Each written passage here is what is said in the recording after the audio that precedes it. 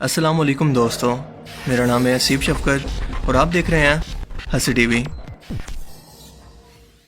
दोस्तों, आज जिस तेज़ी से इंसान न्यूक्लियर हथियार और एडवांस फाइटिंग रोबोट्स तैयार करके इन्हें मजीद एडवांस तरीन बनाता जा रहा है, इससे इस बात का तो अंदाज़ा वाज़े तौर पर लगाया जा सकता है कि अगर तीसरी आलमी जंग हुई तो ये इंसानों की टेक्नोलॉजी के साथ लड़ी जाने वाली आखिरी जंग होगी, जो इन्हें एक बार फिर से पत्थर के दौर के अंदर धकेल देगी। क्योंकि जाहिर सी बात है कि अगर दो सुपर पावर्स आपस के अंदर लड़ती हैं और दोनों ही न्यूक्लियर हथियार रखती हैं, तो दोनों के हामी और दुश्मन भी एक दूसरे के आमने सामने आ जाएंगे और छोटी सी चिंगारी एक जंगल की आग के अंदर बदल जाएगी। जैसा कि एल्बर्ट आइंस्टाइन से एक बार वर्ल्ड वॉर 3 के मुतालिक पूछा गया तो इसका कहना था कि मुझे ये तो नहीं पता कि वर्ल्ड वॉर 3 में किस तरह के हथियारों का इस्तेमाल होगा, लेकिन ये मैं दावे के साथ कह सकता हूँ कि अगर वर्ल्ड वॉर 3 हुआ तो वर्ल्ड वॉर 4 के अंदर इंसानों के पास लड़ने के लिए सिर्फ लकड़ी और पत्थर ही हथियार के तौर पर होंगे। यानी कि यह इंसानी तारीख की अब तक की सबसे बड़ी और खतरनाक जंग होगी, जिसमें मॉडर्न टेक्नोलॉजी के न्यूक्लियर हथियारों के साथ साथ एक्सोस्केलेटन रोबोटिक टेक्नोलॉजी का इस्तेमाल भी होगा, जो कि तकरीबन तैयार भी हो चुकी है। इस वर्ल्ड वॉर के पीछे एक बहुत बड़ी वजह होगी, जो कि एक आलमी मसले या दुनिया पर हुक्मरानी के लिए दो सुपर पावर्स के दरमियान शुरू हो सकती है। और वैसे तो वर्ल्ड वॉर 3 के शुरू होने के बारे में बहुत पहले से प्रेडिक्शन चली आ रही हैं कि ये कब और कैसे मुमकिन हो सकती है, लेकिन खुशकिस्मती से ऐसा अब तक मुमकिन नहीं हुआ। मसलन साल 1960 के अंदर अमेरिका और रशिया के दरमियान कोल्ड वॉर के वक्त ये प्रेडिक्शन की गई कि इनकी ये जंग पूरी दुनिया को अपनी लपेट के अंदर ले लेगी, यानी कि एक आलमी जंग की सूरत-ए-हाल इख्तियार कर लेगी। मगर हकीकत तो ये है कि इस आलमी जंग को शुरू करने के लिए कोई पॉलिटिकल मर्डर, मुल्क की सलामती को खतरा या किसी महंगे मटेरियल को हासिल करना वगैरह जैसी वजूहात काफ़ी नहीं है, जैसा कि पहले हो चुका है। क्योंकि 1945 से लेकर सन 2020 तक इंसानों ने जितनी भी जंगें लड़ी, इन्हें जंगें लड़ने के बाद एहसास हुआ कि एक तो इनकी इकोनॉमी तबाह हो गई और इन जंगों से किसी भी मुल्क का कोई भी फायदा नहीं हुआ। उल्टा हम इंसानों ने ज़मीन को अपने रहने के लिए मुश्किल तरीन माहौल के अंदर डाल दिया और हम इंसान टेक्नोलॉजी के अंदर आगे बढ़ने की बजाय कई दहाइयाँ पीछे चले गए। क्योंकि आलमी जंग के अंदर दुनिया के सभी ममालिक शामिल होते हैं और ये किसी एक मुल्क या खिते तक महदूद नहीं होती। लेकिन आज न्यूक्लियर टेक्नोलॉजी जिस कदर तरक्की कर चुकी है, इससे एक बात तो जाहिर है कि हम कई दहाइयाँ नहीं बल्कि कई 100 साल पीछे चले जाएंगे।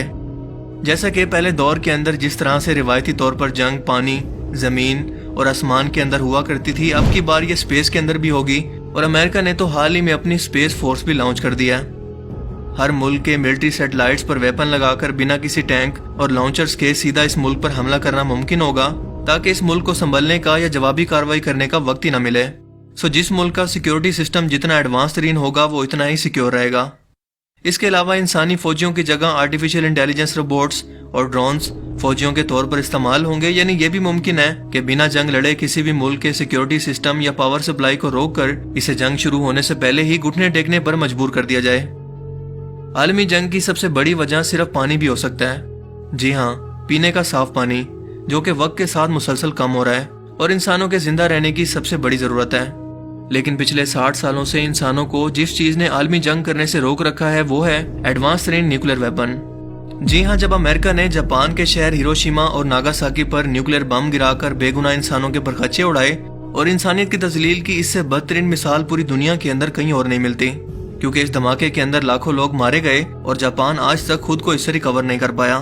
मगर इन न्यूक्लियर बॉम्ब्स का मवाजना आज के एडवांस तरीन न्यूक्लियर बॉम्ब्स के साथ करें तो ये आपको सिर्फ पटाखे के जितने ही पावरफुल नजर आएंगे।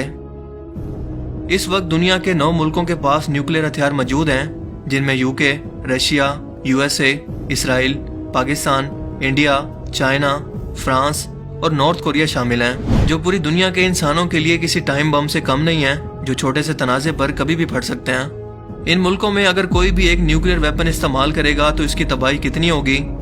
जमीनें बंजर हो जाएंगी, करोड़ों लोग एक ही वक्त के अंदर जल कर या भाप बनकर उड़ जाएंगे, आसमान काले धुएं से भर जाएगा, रेडिएशन फैलकर आसपास के मुल्कों के अंदर कैंसर और लाइलाज बीमारियों को फैलाकर बाकी बचे इंसानों को हलाक कर देंगे। अगर फिर भी कुछ लोग बच गए तो वो लोग भूख और गुर्बत से मर जाएंगे, क्योंकि खाने के लिए फसलें काश्त करना मुमकिन नहीं होगा और जमीन के एनवायरनमेंट से लेकर इकोनॉमी तक सब कुछ तबाह हो जाएगा, सिवाय इंसान की अना के। तो इस जमीन का मुस्तकबिल इस सूरत हाल के अंदर क्या होगा, इसका अंदाजा लगाना ज्यादा मुश्किल भी नहीं है। RDS-220 हाइड्रोजन बॉम्ब, जिसे टजार बॉम्बा भी कहा जाता है, अब तक का सबसे बड़ा और ताकतवर तरीन थर्मो एटॉमिक बॉम्ब है, जो कि 30 अक्टूबर 1961 को सोवियत यूनियन ने टेस्ट किया। इस एक बॉम्ब की शिदत इस कदर ज्यादा है कि अगर इसको हमारी जमीन पर 15,000 मरतबा गिराया जाए तो ये जमीन के 2 टुकड़े करने की सलाहियत रखता है। इस वक्त पूरी दुनिया के पास तकरीबन 15,000 के करीब न्यूक्लियर बॉम्ब मौजूद हैं, जिनमें से 90% सिर्फ अमेरिका और रशिया के पास हैं, जो कि जमीन पर इंसानों के वजूद को 3 मरतबा मुकम्मल तौर पर खत्म करने के लिए काफी हैं। इन न्यूक्लियर वेपन्स का टोटल तकरीबन 66,000 मेगाटन बनता है, जो कि इस एनर्जी का 10% है, जो कि हमारा सूरज हर मिनट दुनिया के हर एक कोने पर रेडिएट करता है। वो सूरज जो जमीन से 13 लाख गुना बड़ा है।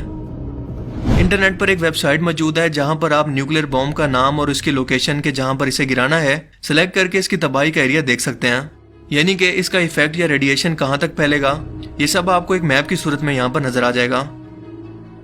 प्रोफेसर एलन रोबोक एक मशहूर क्लाइमेटोलॉजिस्ट हैं। इनके मुताबिक अगर दुनिया के अंदर न्यूक्लियर जंग शुरू होती है तो एक ही दिन के अंदर 150 मिलियन टन काला धुआं जमीन के एटमॉस्फेयर के अंदर फैल जाएगा, जो कि जमीन के स्ट्रेटोस्फेयर को तबाह कर देगा। स्ट्रेटोस्फेयर जमीन के गिर्द मौजूद एक कुदरती हिफाजती तह है, जो कि सूरज से आने वाली खतरनाक रेडिएशन से हम इंसानों को बचाती है। सो जब ये रेडिएशन जमीन पर पड़ेंगी तो इंसानी डीएनए को खराब कर देंगी, जिससे कैंसर जैसी लाइलाज बीमारियां फैलेंगी। सिर्फ 2 हफ्तों के अंदर जमीन को काले बादल घेर कर सूरज की रोशनी को जमीन पर पड़ने से रोकेंगे, जिससे इंसानों को सिर्फ खून जमा देने वाली ठंड और हर तरफ सिर्फ अंधेरा ही नजर आएगा। टोटल 15,000 में से सिर्फ 100 न्यूक्लियर बॉम्ब ही जमीन के इस माहौल को तैयार करने के लिए काफी हैं, या यूं कहें कि तबाह करने के लिए काफी हैं। यानी कि इंसानों ने खुद ही अपने हाथ से अपनी तबाही का सामान तैयार कर लिया है, जिसका कोई तोड़ भी मौजूद नहीं है। लेकिन इस जंग का इंजाम क्या होगा, इसको अगर हम इस्लामी रिवायत के अंदर देखें तो हमें हक व बातिल की एक आखिरी मार्का खेफ जंग का जिक्र मिलता है, जिसकी क़यादत इमाम मेहदी अलैहिस्सलाम करेंगे। ईसाइयों में इसे आर्मेगेडन, जबकि मुसलमान इसे जंग हरमजदून के नाम से जानते हैं। आज भी अगर आप इंटरनेट पर इसका मतलब सर्च करें तो आपको यही नजर आएगा कि दुनिया के खात्मे से पहले होने वाली हक व बातिल की आखिरी मार्का खेफ जंग, जो कि इतनी खूनरेज होगी कि अगर एक शख्स के 100 बेटे हैं तो 99 इस जंग के अंदर मारे जाएंगे। बहुत लोग ये सवाल करते हैं कि इस जंग का मैदान और इसमें इस्तेमाल किए जाने वाले हथियार भला कैसे होंगे। क्या ये जंग पहले की तरह घोड़ों, तीरों और नेज़ों से मैदान जंग के अंदर लड़ी जाएगी, या फिर आज हम जितना एडवांस हो चुके हैं मुस्तकबिल के अंदर इस वक्त भी इससे ज्यादा एडवांस होंगे और ये जंग भी उसी एडवांस तरीके से लड़ी जाएगी जिसका हम पहले जिक्र कर चुके हैं, यानी कि स्पेस में या रोबोट्स के जरिए। तो इसका जवाब है कि जी हाँ, ये जंग रिवायती तरीकों से लड़ी जाएगी, क्योंकि इस वक्त तक सब टेक्नोलॉजी तबाह हो चुकी होगी और इंसान फिर से इन्हीं पुराने तरीकों से जंग लड़ने पर मजबूर होंगे। मगर ये टेक्नोलॉजी और हथियार कैसे तबाह होंगे, इसके बारे में वक्त से पहले कुछ भी कहना ठीक नहीं होगा, बल्कि ये देखने के लिए हमें बस इंतजार करना पड़ेगा। मुझे उम्मीद है कि आज की इस वीडियो से आपको बहुत कुछ नया जानने को मिला होगा और ये वीडियो आपको पसंद आया होगा। अगर ये वीडियो आपको अच्छा लगा तो इसे लाइक कीजिए और इस इन्फॉर्मेशन को अपने दोस्तों के साथ भी जरूर शेयर करें। अब मैं मिलूंगा आपसे एक नई इंटरेस्टिंग वीडियो में, तब तक के लिए अपना बहुत सा ख्याल रखिएगा। Thanks for watching this video. अल्लाह हाफिज़।